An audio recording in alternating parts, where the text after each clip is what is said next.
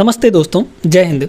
आज के क्लास में हम लोग प्रॉफिट एंड लॉस यानी लाभ और हानि के महत्वपूर्ण सवालों को करेंगे जो आपके हर एक कॉम्पिटिटिव एग्जाम्स के लिए महत्वपूर्ण होता है। तो यहाँ पर प्रॉफिट एंड लॉस का पहला पार्ट अपलोड हो चुका है। अगर नहीं देखे हो पहला पार्ट तो जाके देख सकते हैं। प्लेलिस्ट का लिंक हम आपको डिस्क्रिप्शन में दे देंगे, या फिर जब आप वीडियो के अंतिम में जाएंगे तो वहाँ पर प्लेलिस्ट आपको दिख जाएगा। ठीक है, चलिए यहाँ पर बात करते हैं। हम सवालों से शुरू करेंगे, सवालों पर सीधा आते हैं। सवालों से ही आपको कॉन्सेप्ट भी बताते चलेंगे और बेस्ट कॉन्सेप्ट सवालों को करने का एकदम शानदार अप्रोच हम यहाँ पर आपको सिखाने वाले हैं। तो चलिए दोस्तों, कॉन्सेप्ट समझते जाइएगा हर एक प्रश्न का। पहला सवाल क्या दिया गया है, पढ़िए यहाँ पर। 400 पेनों में से 300 पेन बेचने पर राज ने पाया कि उसे 400 पेनों की कुल लागत प्राप्त हो गई। प्रतिशत में उसका लाभ क्या होगा। देखिए दोस्तों, राज के पास, यहाँ पर राज है ना, बेस्ट कॉन्सेप्ट हम आपको बताएंगे। ये राज है, राज के पास 400 पेन थे। ठीक है, कितने पेन थे? 400 पेन थे। और उस 400 पेनों में से वह जैसे ही 320 पेन बेचा, 320 कितने पेन बेचा? 320 पेन बेचा। और 320 पेन बेचते ही उसने पाया कि वह 400 पेन के बराबर कीमत अपना रिकवर कर लिया है। ठीक है, जैसे मान लीजिए कि भाई राज ने कहीं से 400 पेन खरीदा, ऐसा समझ लीजिए कि 400 रुपये में 400 पेन 400 रुपये में खरीदा, यानी एक पेन 1 रुपये खरीदा, है ना। अब वो लाभ कमाने के लिए उन पेनों को कुछ ज़्यादा में बेचता है। ठीक है, और जैसे ही 320 पेन बेच लेता है तो वह पाता है कि उसको 400 रुपये मिल गया, जितना वो लगाया था। ठीक है, अब देखिए दोस्तों, यहाँ पर एक कॉन्सेप्ट हमेशा याद रखिएगा कि जो बेच रहा है, यहाँ पर बेच कौन रहा है? यहाँ पर बेच रहा है राज। ठीक है, इसके पास से जितना क्वांटिटी निकला है ना, जितना क्वांटिटी निकला, ये कितना बेचा है अभी तक, कितना दिया है? 320 पेन। तो जितना उसके पास से निकलता है, सेलर के पास से जितना निकलता है, जितना वो देता है, जितना अपने जेब से लगाता है, वह हमेशा सीपी होता है, क्रय मूल्य होता है। इस बात को हमेशा याद रखिएगा। तो यहाँ पर आप रेशियो बना लीजिए, किसका? सीपी और एसपी का, मतलब कि क्रय मूल्य और विक्रय मूल्य का। ठीक है, अब यहाँ पर वो बेचा कितने पेन, मतलब उसके जेब से, उसके पास से कितना पेन निकला है अभी तक? तो कितना पेन निकला है? उसके पास से 320 पेन निकला है। और 320 पेन निकलने के बाद, है ना, 320 पेन निकलने के बाद उसको मिला अब तक कितने के बराबर? 400 रुपये के बराबर मिल चुका है ना। तो यहाँ पर जो सेलिंग प्राइस हो जाएगा वो 400 हो जाएगा। दोस्तों, बात क्लियर हो गई कि नहीं? तो इस कॉन्सेप्ट को याद रख लीजिए, गांठ बांध लीजिए कि क्वांटिटी किसी सेलर के पास जितना निकलता है ना, ये ज़्यादातर ये कॉन्सेप्ट आपके बेईमान दुकानदार वाले पे लगता है, तो वो टॉपिक भी हम आपको करवाएंगे। प्रॉफिट एंड लॉस का एक बढ़िया टॉपिक है बेईमान दुकानदार, है ना। तो वहाँ पर इस कॉन्सेप्ट का बहुत ज़्यादा प्रयोग होता है। याद रखिएगा, सेलर के पास से जितना क्वांटिटी निकला वह उसका सीपी होता है, और सेलिंग प्राइस जितना उसको मिला।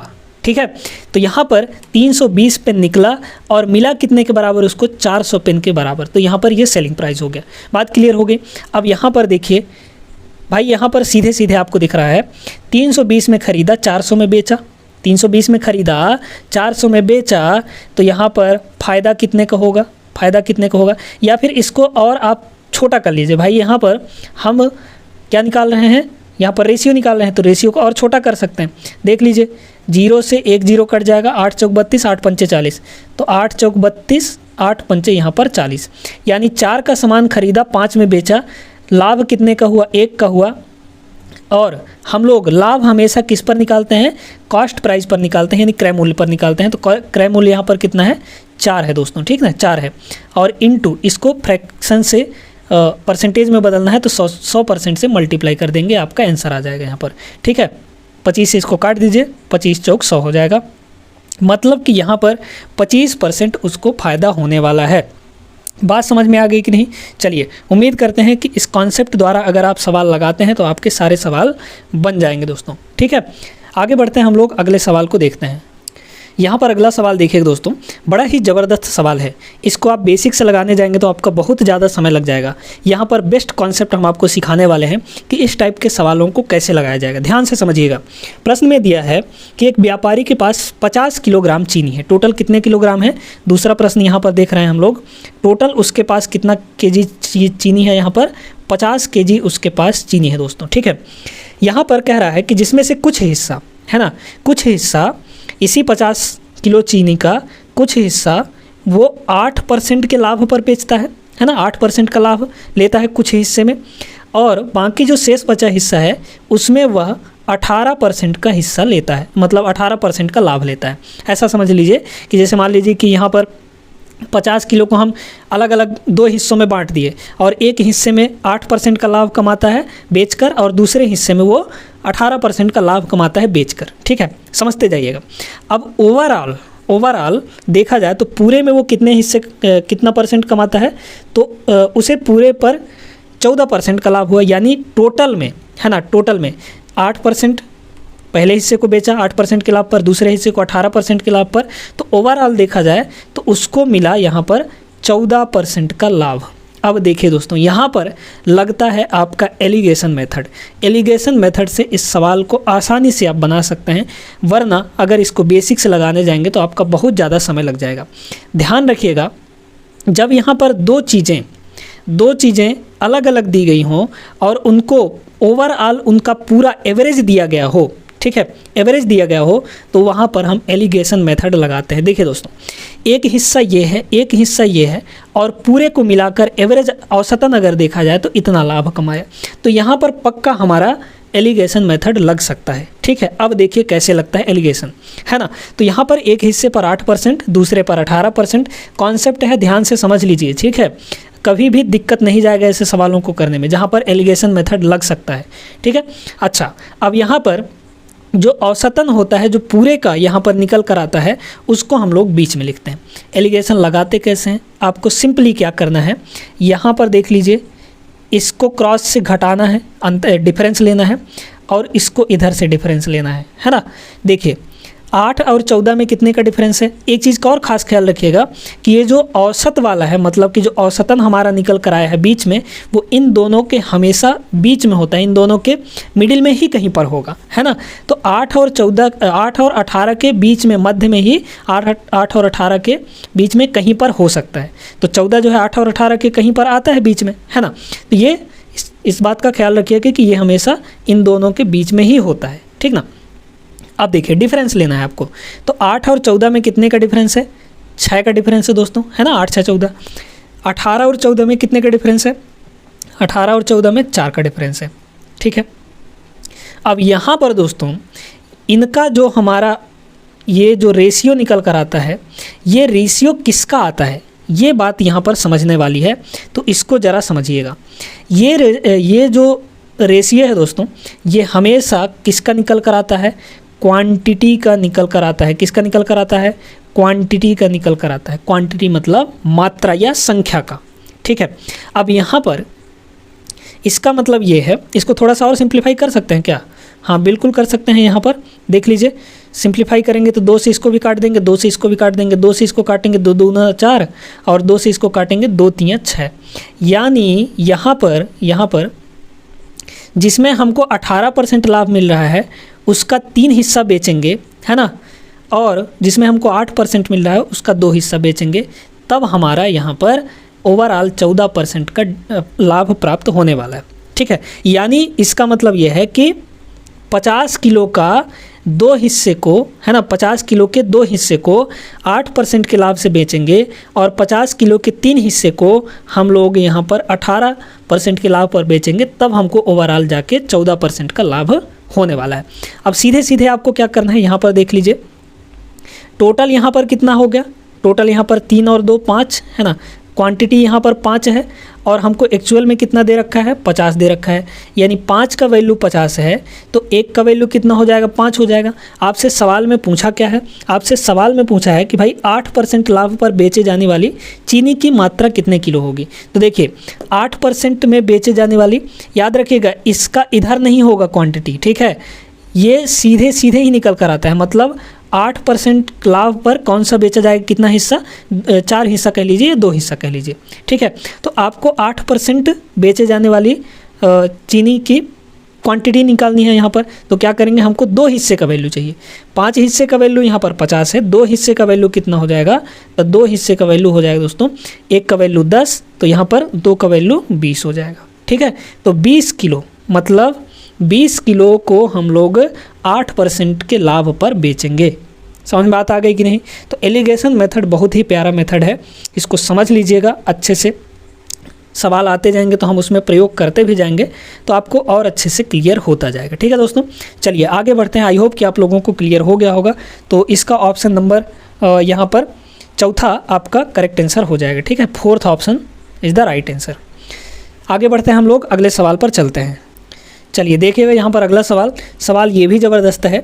कह रहा किसी व्यक्ति को 600 रुपये में शर्ट बेचने पर लागत का 1/6 की हानि होती है, वह किस मूल्य पर शर्ट बेचे कि उसे लागत का 1/6 लाभ हो। दोस्तों है ना, सवाल ज़बरदस्त है, समझिएगा। यहाँ पर देखिए लॉस उसको कितने का हो रहा है, वो बेच कितने में रहा है, वो सेलिंग प्राइस यानी बेच कितने में रहा है वो, अगर 600 रुपये में बेचता है वो, है ना, 600 रुपये में जब बेचता है तो उसको 1/6 की हानि होती है। 1/6 की हानि, लागत की 1/6 यानी क्रय मूल्य की 1/6 की हानि। तो यहाँ पर एक कॉन्सेप्ट याद रखिएगा, हमने पिछले वीडियो में भी, पहले पार्ट में भी आपको अच्छे से समझाया था कि यहाँ पर आपको क्या दिया है, लॉस दिया है। ठीक है, आपको प्रॉफिट दिया रहे, लॉस दिया रहे, तो उसको अगर परसेंटेज में दिया है तो आप फ्रैक्शन में बदल लीजिए, और डायरेक्टली अगर फ्रैक्शन में दिया है तो कोई दिक्कत नहीं है, अच्छी बात है। यहाँ पर तो लॉस आपको कितना दिया है, 1/6 दिया है। मतलब ये है दोस्तों कि जो नीचे वाला होता है वो हमेशा क्या होता है, CP होता है, यानी क्रय मूल्य होता है। यानी 6 के खरीदी पर 1 का हानि हो रहा है, लॉस है ना, मतलब 1 की हानि होगी।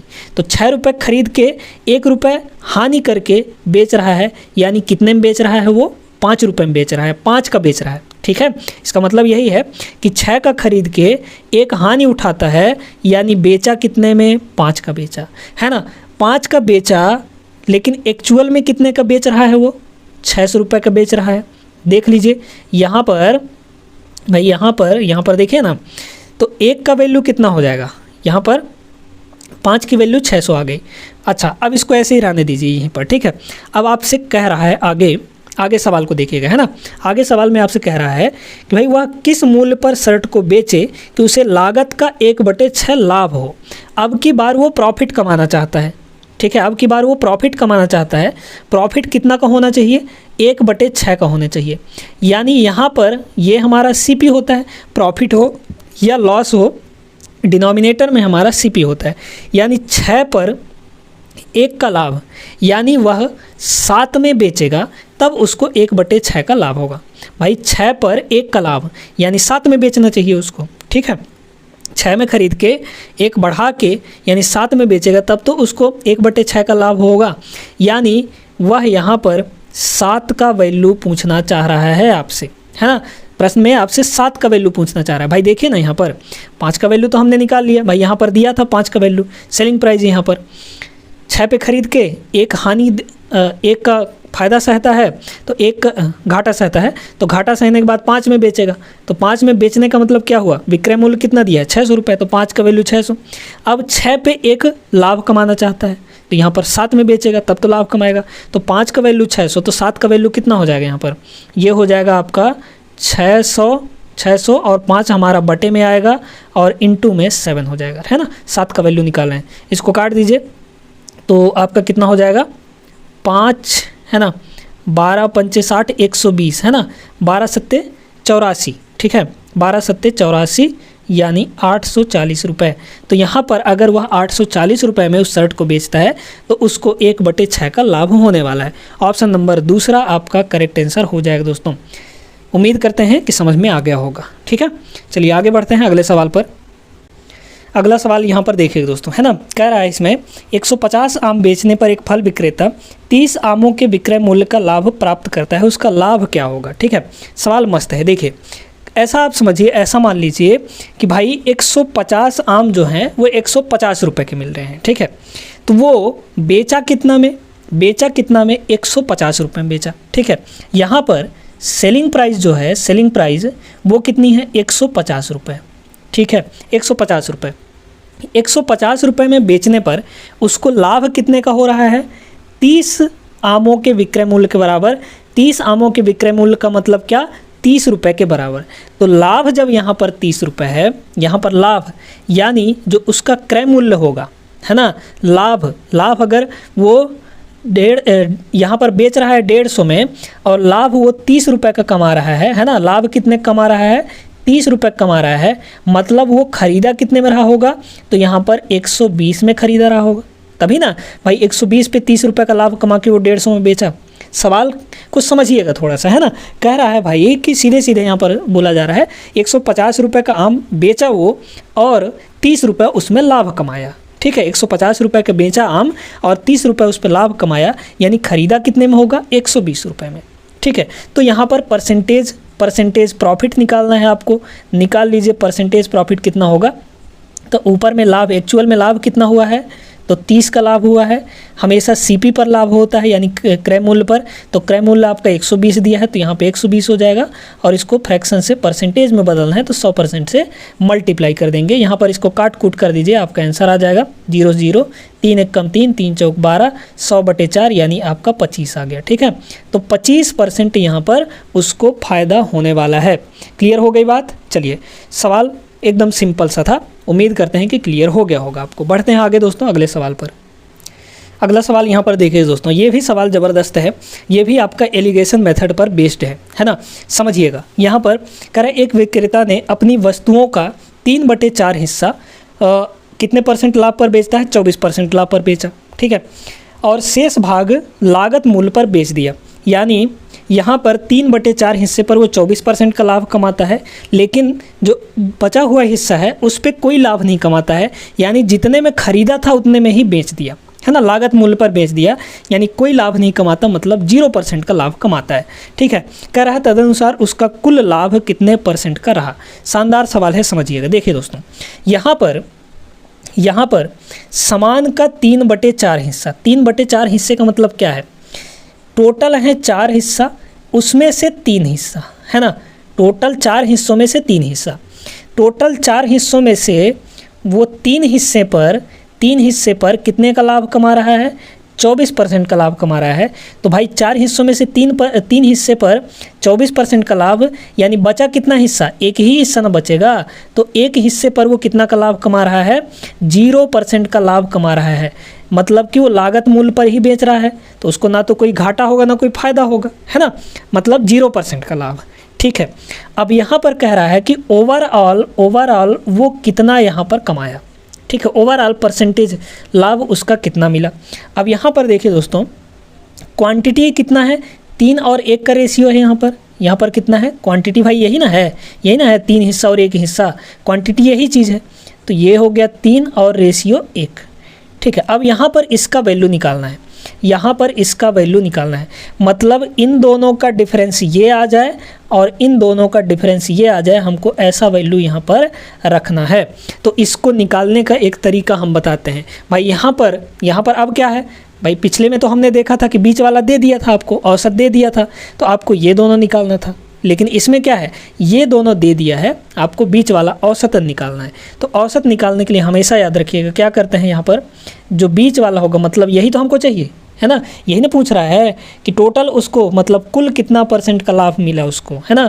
तो एक्स निकालने का होता है दोस्तों, ध्यान रखिएगा, इसको और इसको मल्टीप्लाई, तो 24 का 3 से मल्टीप्लाई, तो 24 गुणा 3, ठीक है, प्लस क्या करते हैं हम लोग, इसका इसके साथ मल्टीप्लाई, जो जिसके नीचे है उसी के साथ मल्टीप्लाई कर देंगे, तो 0 का 1 के साथ मल्टीप्लाई करेंगे, ये 0 ही रहेगा, और बटे में क्या करना है आपको, टोटल हिस्सा देखना है, टोटल क्वांटिटी, तो 3 और 1 कितना हो जाएगा, 4 हो जाएगा। बस यहाँ से इसको सॉल्व कर लीजिए, कितना आ जाएगा, 24 3 72, 72/4 यानी 18 चौक 72। तो यहाँ पर जो ओवरऑल उसको फ़ायदा होने वाला है वो 18% का होने वाला है। समझ में बात आ गई। आई होप कि आप लोगों को क्लियर हो गया होगा और एलिगेशन मेथड भी अब आप लोगों को धीरे धीरे समझ में आने लगा होगा। जितने ज़्यादा सवाल हम इसके ऊपर करेंगे उतना ज़्यादा ये हमको समझ में आते जाएगा। और बहुत ही प्यारा कॉन्सेप्ट है हमारा जो एलिगेशन मेथड है, बहुत ही शानदार कॉन्सेप्ट है, ठीक है। इससे बड़े बड़े सवाल जो साझेदारी के सवाल होते हैं, पार्टनरशिप हो गया, और या आपका औसत में बहुत ज़्यादा प्रयोग होता है, तो हर टाइप के सवाल यहाँ पर जहाँ पे दो चीज़ों का मिलन हो रहा हो ना, तो वहाँ पे आप एलिगेशन लगा सकते हैं, आसानी से लगा सकते हैं। समझ में आ गई बात। चलिए आगे बढ़ते हैं दोस्तों, यहाँ पर एक आध दो सवाल हम लोग और करते हैं इस वीडियो के अंदर। चलिए यहाँ पर एक बेसिक सा सवाल हम लोग कर लेते हैं, है ना। क्या दिया है सवाल में, कह रहे एक आदमी ने एक रेडियो 800 रुपये में ख़रीदा और उस पर 400 रुपये अतिरिक्त खर्च किया, यानी बनवाने का खर्चा लगाया। इसके बाद उसने 1500 रुपये में उसे बेच दिया। उसे कितने % का लाभ होता है। देखिए दोस्तों, आसान सा सवाल है ना। यहाँ पर सबसे पहले तो देखिए कि CP यानी कॉस्ट प्राइस। कॉस्ट प्राइस का मतलब होता है कि किसी भी सामान पर कितना कुल लगा, लागत मूल्य कितना है, कुल कितना लगा। तो यहाँ पर देखिए वो 800 रुपये में ख़रीदा था, है ना, और 400 रुपये में उसको उसमें और लगाया बनवाने में उसका खर्चा, ठीक है। यानी 800 रुपये उसको ख़रीदने में पड़ गया और 400 रुपये वो ऊपर से लगाया, यानी टोटल कितना लग गया उसको, यहाँ पर 1200 रुपये लग गया। यानी उसका कुल लागत उस रेडियो पर कितना हो गया, 1200 रुपये हो गया। बात समझ में आ गई। अच्छा, अब आगे कह रहा है कि जो SP है यानी बेचा कितने में, तो बेचा कितने में दोस्तों, यहाँ पर वो 1500 रुपये में बेच दिया, ठीक है, 1500 रुपये में बेच दिया वो। या आप यहाँ से आप डायरेक्टली भी कर सकते हैं या फिर आप यहाँ पर रेशियो भी निकाल सकते हैं। तो रेशियो कैसे निकलेगा, यहाँ पर 2 0 से 2 0 कट जाएगा, 3 से दोनों कट रहे हैं, 3 चौक 12 और यहाँ पर 3 पचे 15, यानी 4 का सामान खरीद के 5 में बेच दिया। तो लाभ कितने का हुआ दोस्तों, लाभ हुआ यहाँ पर 1 का, है ना। 4 का खरीद के 5 में बेच रहा है, मतलब 1 का प्रॉफिट। कितने पर, तो यहाँ पर 4 पर। हमेशा CP पर प्रॉफिट होता है। अब इसको परसेंटेज में बताना है तो 100% से गुणा कर दीजिए, आपका आंसर आ जाएगा। यहाँ पर ये कितना होगा, 25%, ठीक है ना। तो ये एकदम छोटा सा टिचकुला सा सवाल था। आई होप कि क्लियर हो गया होगा आपको। तो यहाँ पर आज के इस वीडियो में बस इतना ही दोस्तों। उम्मीद करते हैं कि सारे सवाल आपको कॉन्सेप्ट वाइज अच्छे से क्लियर हो गए होंगे और हमने जो यहाँ पर एक एलिगेशन का कॉन्सेप्ट आपको बताया है वो आपको अच्छे से समझ में आ गया होगा, ठीक है ना। मिलते हैं हम लोग अगले वीडियो में, तब तक आप लोग पढ़ाई लिखाई अच्छे ढंग से करते रहिएगा। सवालों की प्रैक्टिस हम यहाँ पर डेली लेकर आते हैं, डेली आपको सवालों की प्रैक्टिस करवाते हैं, हर एक टॉपिक से लेकर बेसिक से एकदम उसका पूरा कॉन्सेप्ट समझाते हुए। तो इसको आप लोग इस चैनल को सब्सक्राइब करके रखिएगा, आपके बहुत काम में आने वाला है। आपके एग्ज़ाम की तैयारी में हम हमेशा तत्पर रहेंगे और मदद करते रहेंगे। मिलते हैं अगले वीडियो पे, तब तक के लिए जय हिंद।